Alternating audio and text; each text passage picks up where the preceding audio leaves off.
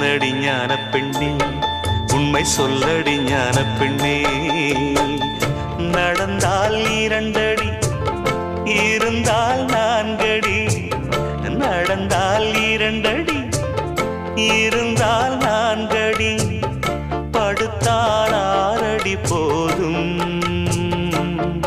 இந்த நிலமும் அந்த வானமும் அது எல்லோர்க்கும் சொந்தம். அடி சொல்லடி ஞான பெண்ணே, உண்மை சொல்லடி ஞான பெண்ணே.